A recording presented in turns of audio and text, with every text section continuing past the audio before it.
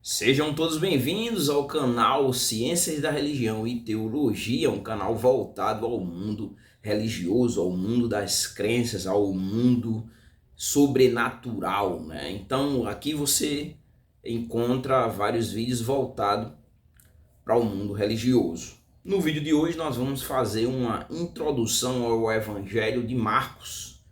Mateus, Marcos, Lucas e João são os evangelhos sinóticos. Mateus, Marcos e Lucas. Marcos é o segundo evangelho da Bíblia cristã. Dentro dessa temática, na ciência da religião, livros sagrados. E nesse caso, a Bíblia, né? Ou como nós estudamos na ciência da religião, os textos míticos, né? Que são narrativas históricas da história ou do desenvolvimento da religião, não necessariamente com a ideia de que é um mito como as pessoas interpretam de forma popular, mas somente fazendo referência a uma narrativa, né? Narrativa religiosa que traz a ideia, a mitologia da religião, né? Não necessariamente, como falei, que não seja verdade. E hoje, né, nessa introdução, eu trouxe aqui uma obra, como sempre faço, para fazer indicação de uma obra para que vocês pesquisem, estudem, né? E como nós vamos fazer uma introdução ao livro, eu trouxe uma obra sobre sermões, né? Preparação de sermões, né? Muitas pessoas têm dificuldade em como preparar um sermão, como estudar, como conseguir trazer uma mensagem a partir das escrituras, né? E tem muita admiração pelos pregadores, mas não conseguem. Então, eu trouxe essa obra aqui, né, sobre a preparação e a entrega de sermões do John Ward Brothers, né? Essa obra é dividida em vários capítulos. Eu vou aqui trazer só alguns capítulos para vocês, depois eu mostro novamente a capa, né? O primeiro capítulo, Fundamentos do Sermão. O segundo capítulo, a Classificações dos Sermões. O terceiro capítulo aqui, Elementos Formais do Sermão. Elementos Funcionais do Sermão, né? O quinto, Estilo do Sermão. O sexto, a Preparação de Sermões. A Elocução de Sermões. E o último capítulo, a Direção do Culto Público. Então, para você que quer estudar os sermões, preparar os sermões e se preparar, né, para tá preparando os seus sermões, a sua preparação, tá aqui essa obra para te ajudar na preparação dos sermões. É da editora Agnus e,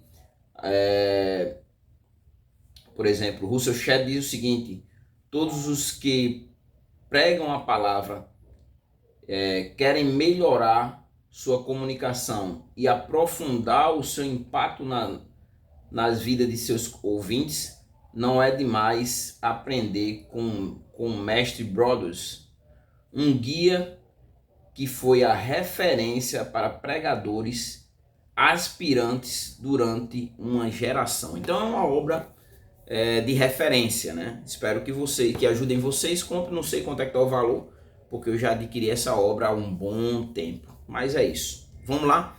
Vamos agora à introdução ao Evangelho de Marcos, né? Então, eu dividi aqui em alguns tópicos, porém tópicos importantes. Os mais importantes, numa linguagem simples, que é o objetivo do canal, é trazer para vocês uma linguagem que vocês compreendam, não usando muitos termos teológicos de uma forma que o que eu digo aqui para vocês não entendam nada, né?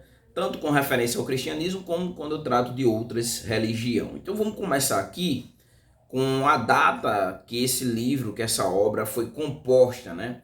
Geralmente essa obra aqui, ela é datada entre 65 e 70, né? E aqui eu quero trazer aqui, porque nesse período, né, ele se alinha com alguns eventos históricos da época, né? E dois em específico. Eu separei aqui dois, né, que são as perseguições dos cristãos. Lembrando que os cristãos, né, os cristãos foram perseguidos, né, durante um período, pelo menos até que Constantino, né, se torne o imperador, né, e aí pacifica tudo, e o cristianismo a partir daí mais à frente vai se tornar a religião oficial do império. Antes disso houve várias perseguições aqui. eu quero destacar a de Nero, inclusive deixar para que vocês pesquisem, né? Nero foi um cruel, né? Um homem cruel e perseguiu os cristãos de uma forma cruel, de uma forma assim, ele, Calígula, né? Os cristãos viveram um período de paz e perseguição, ou perseguição mais branda, né? Não existe perseguição branda, mas uma perseguição mais tranquila, que deu para sobreviver, e uma perseguição mais cruel, que levou muitos cristãos à morte, e Nero fez parte dessa perseguição. Então, por isso, esse evento aqui, né, 2 eventos. O outro evento foi a destruição de Jerusalém em 70 depois de Cristo. Daí contabilizar de 65, né, depois de Cristo até 70 depois de Cristo, porque após isso teria sido feito referência à destruição de Jerusalém no Evangelho, e a gente não consegue identificar esse fato histórico, né? Não foi descrito, então daí ter sido escrito antes, então de 65 a 70 depois de Cristo. E aí vem a questão, um outro ponto importante é com relação à autoria, né? Sempre tem essas questões com relação a quem escreveu, quem foi o autor da obra, né? Do livro, né?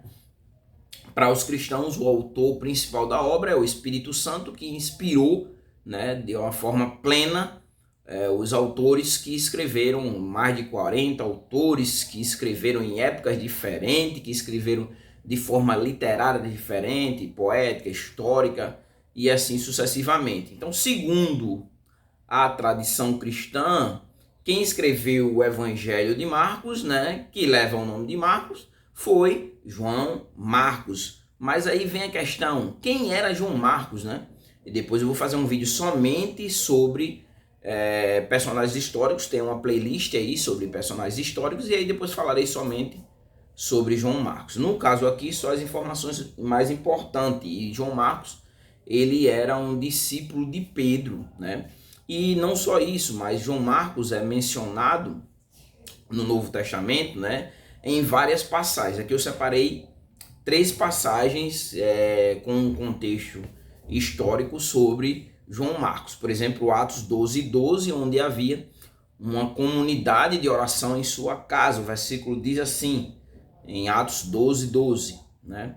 Depois de assim refletir, colocou-se a caminho da casa de Maria, mãe de João, também chamado Marcos. Então aqui nós temos a mãe dele se chamava Maria, né? E o nome dele, João Marcos, né? O nome e poderíamos dizer o sobrenome, né? Onde muitas pessoas estavam reunidas em oração. Então aqui nós temos a casa de João Marcos como uma comunidade de oração. No texto de Atos, ainda em Atos dos Apóstolos, no capítulo 15, versículo 37 e 38, nós vamos ver uma divergência, né, entre Paulo e Barnabé, isso em consequência do abandono de João Marcos, né, aos dois. O texto diz assim, Barnabé queria levar também João, né, também chamado Marcos, mas Paulo não achava prudente levá-lo, pois ele abandonou-os na Panfilha, não permanecera com eles no trabalho. Então, aqui nós temos outro texto do qual Barnabé queria levar João Marcos e Paulo não, porque ele já havia os abandonado. Em Colossenses também, um texto do apóstolo Paulo, no capítulo 4, versículo 10, Paulo aqui vai fazer recomendações a respeito de João Marcos, né? O texto diz, Aristarco, meu companheiro de prisão, envia-lhe saudações, bem como Marcos, primo de Barnabé, né? Então nós sabemos aqui que ele era primo de Barnabé. Vocês receberam instruções a respeito de Marcos, e se ele for visitá-los, recebam. Então aqui o apóstolo Paulo fazendo uma recomendação a respeito de João Marcos. Um ponto aqui, né, que se questiona é com relação a qual teria sido a base, então, porque João Marcos não era um apóstolo, né? O Evangelho de Mateus era, um dos apóstolos, né? Levi. E no caso do Evangelho de João também, João foi um dos apóstolos. Mas no caso de Marcos, não. Marcos nem Lucas. Lucas era um doutor e Marcos, como nós estamos vendo aqui, ele compunha a comunidade de fé, mas não era um dos apóstolos. Então, qual teria sido a base para que Marcos escrevesse o Evangelho, né? Então, acredito que Marcos ele escreveu a partir dos relatos, né, feito por Pedro, como também os ensinamentos passados por Pedro, né? Alguns dizem os sermões de Pedro, né? E aí, a partir daí, Marcos ele escreve o segundo evangelho, que seria o Evangelho de Marcos. Quando nós vamos para os destinatários, já que todo o evangelho, por exemplo, de Mateus, os destinatários seriam o povo judeu, né? E no caso de Marcos também tem um público-alvo, né? E o público-alvo aqui, o principal público, era uma audiência, né? Era os povos gentílicos, né? Que não eram judeus. O Evangelho de Mateus para os judeus, né? E aí, acredito que provavelmente essa audiência gentílica, né? De Roma, né? Esse povo que se encontrava em Roma, né? E aí, nós podemos também aprofundar um pouco mais, né, a temática, né? E aí a partir da ideia dos escritos no Evangelho de Marcos, né? E aí a gente aprofunda da seguinte forma, né? Marcos, ele frequentemente, para fundamentar os destinatários, ainda estamos nessa parte, fundamentando os destinatários. Marcos, frequentemente, ele explica costumes judaicos. Se ele tivesse escrito para o povo judeu, ele não haveria necessidade de estar explicando isso, porque o povo já estaria habituado aos conceitos, aos termos, mas ele explica muitas vezes os costumes judaicos, né, como também os termos judaicos, né, e ele também, além disso, ele traduz, né, indicando ali que seus leitores originais não estavam familiarizados com a cultura judaica, como eu trouxe aqui para vocês. Eu trouxe aqui porque às vezes também, quando nós vamos falar da estrutura do Evangelho, né? Qual é a estrutura do Evangelho de Marcos, né? Como ele pode ser dividido para estudar, para ser compreendido, né? Existem alguns, como todo livro, alguns fazem a divisão, lembrando que a Bíblia original, o texto original, ele não foi separado em capítulos e versículos. Posteriormente, isso aconteceu para facilitar também, para conseguir identificar o local, né? Trouxe vários benefícios, né? No entanto, ela não era, no original não era dividido. Então, existem algumas divisões. Eu trouxe aqui uma das divisões em 5 partes, né? Ou nós poderíamos dizer em 5 sessões, né? E vai, por exemplo, eu estou finalizando exatamente essa primeira parte, que é a preparação do ministério de Jesus. Essa primeira parte, a preparação do ministério de Jesus, vai do capítulo 1, né? Primeiro capítulo, versículo 1 até o versículo 13. Eu estou terminando de escrever agora o versículo 12 e 13. Eu já expus até o versículo 11. Já expus até o versículo 11, caso eu não esteja enganado, até o versículo 11. Agora eu estou expondo a tentação de Jesus. Estou escrevendo para que a gente possa gravar. A segunda sessão, ou a segunda parte do Evangelho de Marcos, seria o ministério de Jesus na Galiléia. Ele vai do capítulo 1 a partir do versículo 14, né, até o capítulo 9 e o versículo 50. Né? Depois, a terceira sessão seria a viagem a Jerusalém, seria o capítulo 10 completo, do versículo 1 até o versículo 52. A quarta parte seria o ministério de Jesus em Jerusalém, né, o capítulo 11, o versículo 1 até o capítulo 13, o versículo 37. E por fim, a última parte, né, a quinta parte ou a quinta sessão, que seria a paixão e a ressurreição, que aí vai do capítulo 14, o versículo 1 até o capítulo 16 e o versículo 8, né? Então nós temos essa divisão do Evangelho de Marcos, né? E por fim, que seria o comissionamento, né? Ir por todo mundo, pregar o Evangelho a toda criatura, né? Quem crê e for batizado será salvo.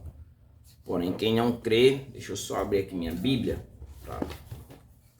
Então, como os outros evangelhos, o Evangelho de Marcos também tem essas divisões. E você pode encontrar divisões diferentes, né? Mas para estudar essas divisões aqui, essa divisão que eu peguei é uma das mais comuns, né? O capítulo vai até o final, no caso, o final do Evangelho é quando Jesus aparece depois da sua ressurreição, e a grande comissão, né? Que poderíamos dizer seria uma sexta parte para encerrar a sua aparição após a ressurreição, e por fim a grande comissão, direcionamento dos discípulos para que levem o evangelho, né? Levem a mensagem de Jesus, levem a mensagem de Jesus adiante, né? Que é o que aconteceu, e hoje nós temos 2000 anos de história do cristianismo,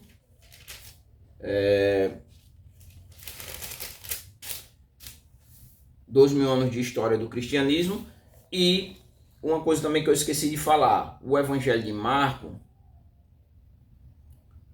ele finaliza com a ascensão de Cristo, né? Quando o versículo 19 diz: depois de lhes ter falado, o Senhor foi elevado ao céu e assentou-se à direita de Deus. Então, saindo os discípulos, pregaram por toda parte, e o Senhor cooperava com eles, confirmando a palavra com os sinais que os acompanhavam, no caso, a partir do versículo 15. Pronto, é assim que finaliza o Evangelho de Marcos, né? Finaliza com a subida de Jesus, né, aos céus e ao Pai, né, ou a Deus.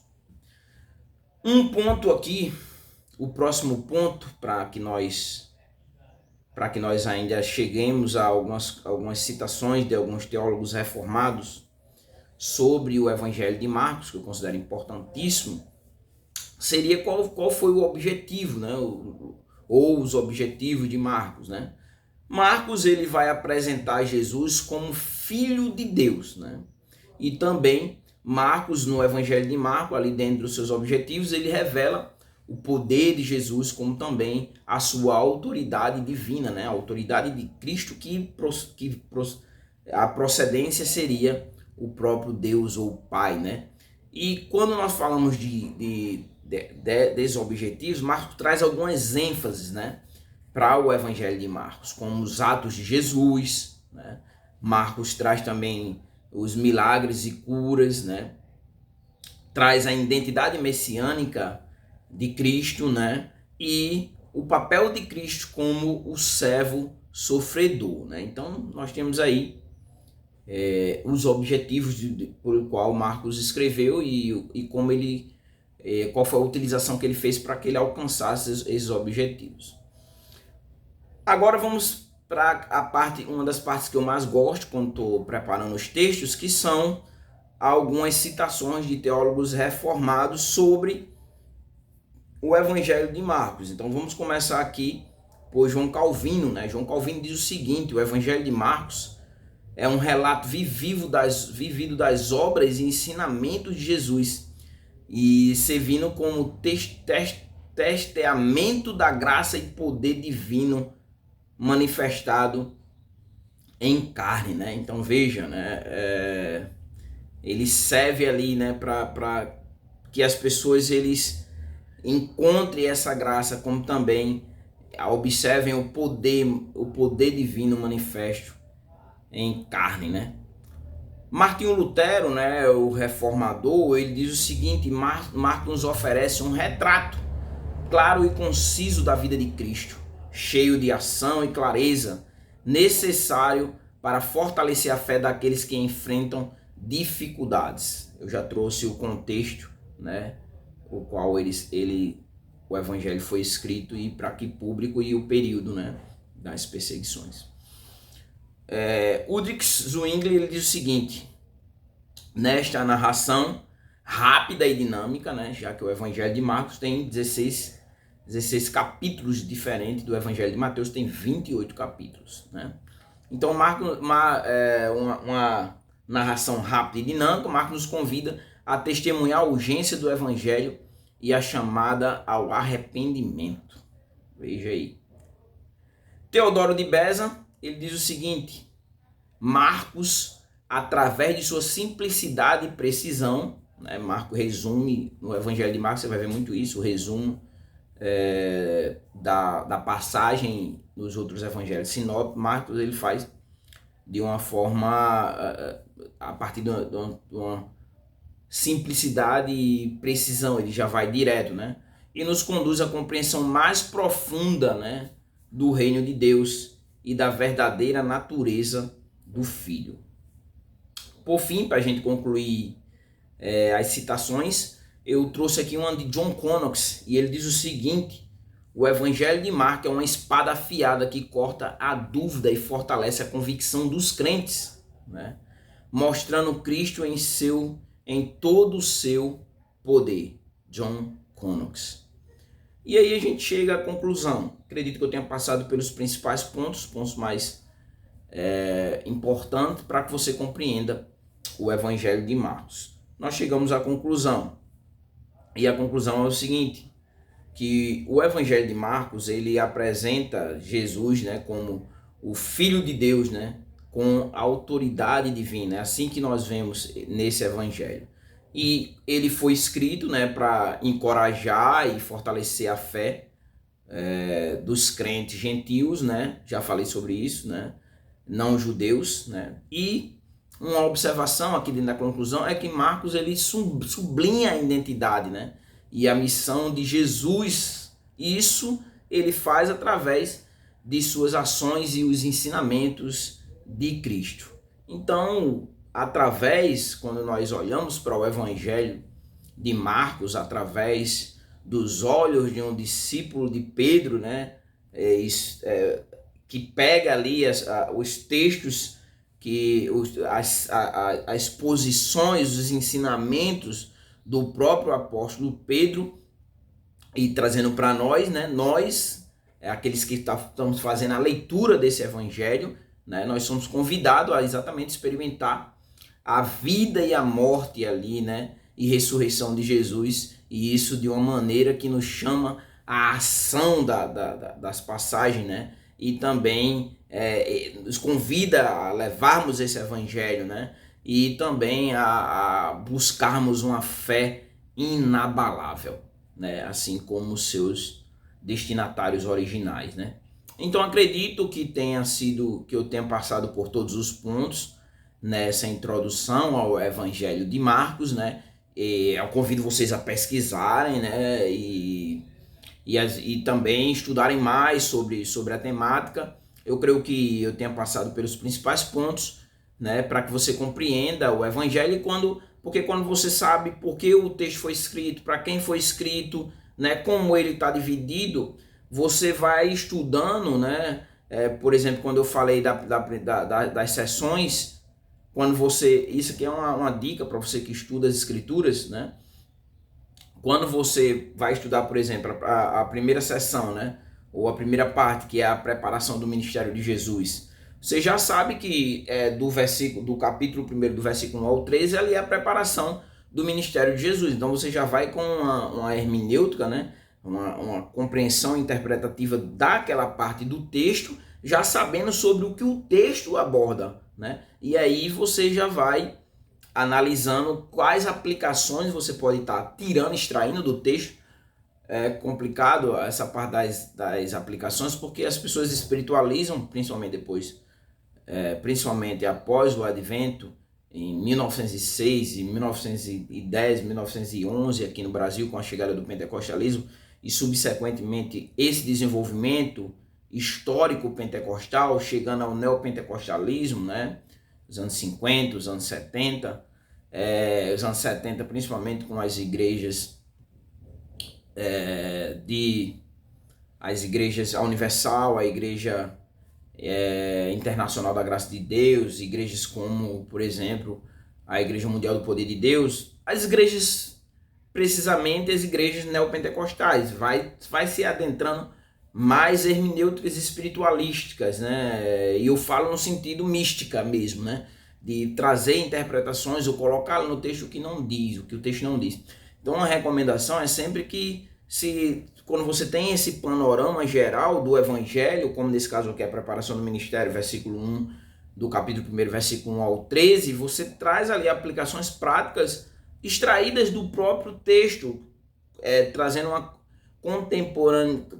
contemporaneização daquele texto, aplicando a vida das pessoas, sem fugir do texto em si, porque aí muitas vezes você vai trazer aplicações para a vida das pessoas que nem está lá no texto, é uma colocação sua, uma indução sua, é você que está dizendo ali o que o texto não diz, e isso é um perigo, principalmente dentro do meio pentecostal e neopentecostal, né? Então é isso, espero que vocês tenham gostado do vídeo. Se você não é inscrito no canal, eu convido você a se inscrever no canal. Aqui nós fazemos várias abordagens sobre várias religiões, né? E aqui, dessa feita, estamos explorando o cristianismo através de um dos seus livros, textos, né? Que é o Evangelho de Marcos, que está dentro da Bíblia, mais precisamente no Novo Testamento, e é o segundo evangelho que compõe os 3 evangelhos sinóticos, Mateus, Marcos e Lucas. Se inscreve no canal, deixa o seu like para que o vídeo se torne relevante, compartilha o vídeo para que outras pessoas também possam ter acesso a esse conhecimento religioso. Espero que vocês tenham gostado do vídeo e até o próximo vídeo.